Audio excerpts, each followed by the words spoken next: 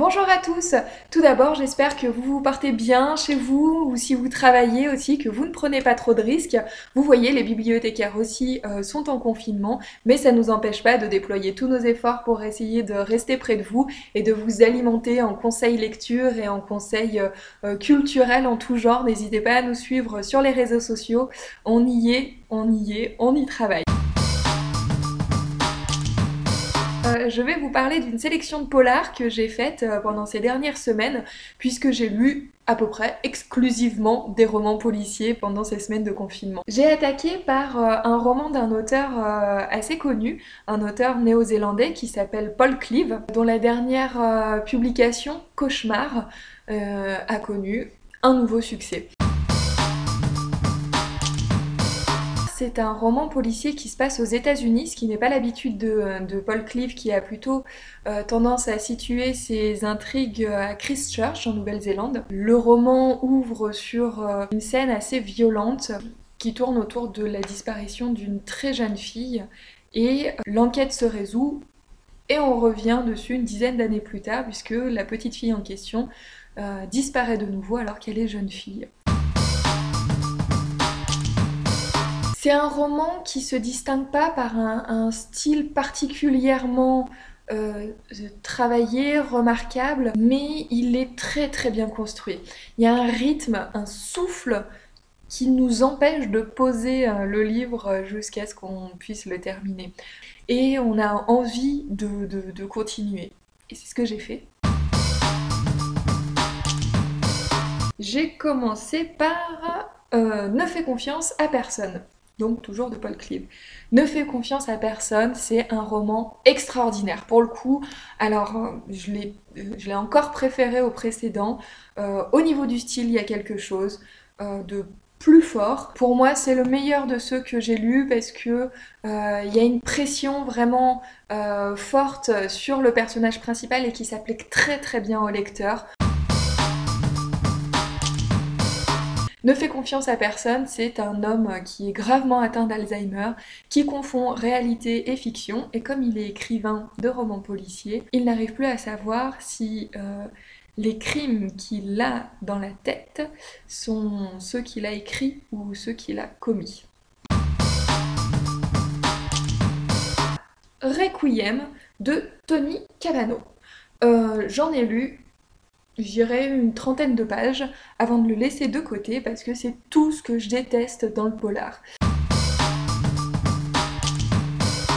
C'est-à-dire, déjà une ribambelle de personnages qui sont tous beaux. Oh, ils sont beaux! Le personnage principal est un enquêteur quadragénaire qui est beau.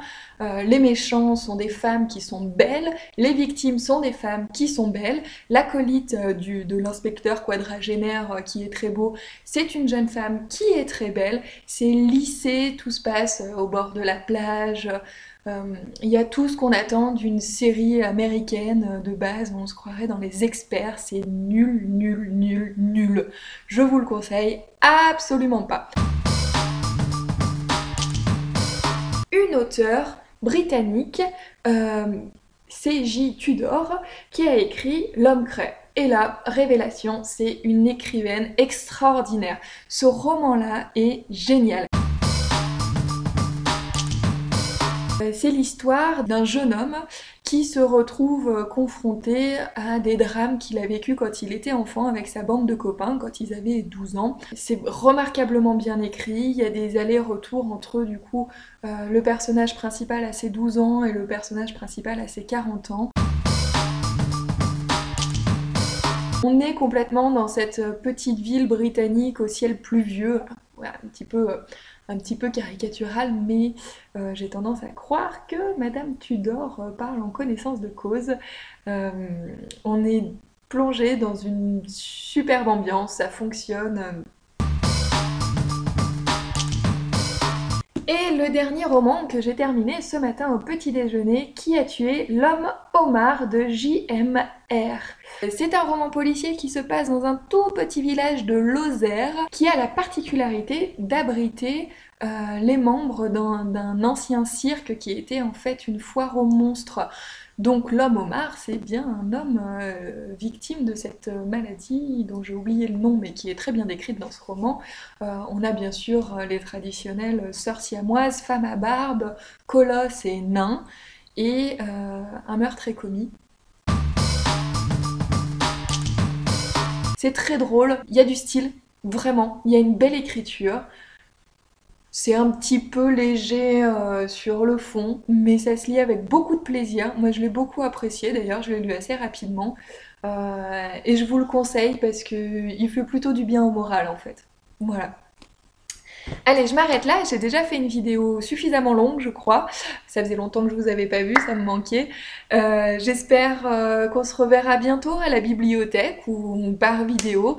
Surtout, n'hésitez pas à nous faire signe si vous avez vous aussi envie de partager vos coups de cœur, vos lectures. On est là pour ça aussi, pour transmettre vos avis, donc n'hésitez pas à nous contacter. En attendant, prenez soin de vous, vraiment, soyez prudents et à bientôt!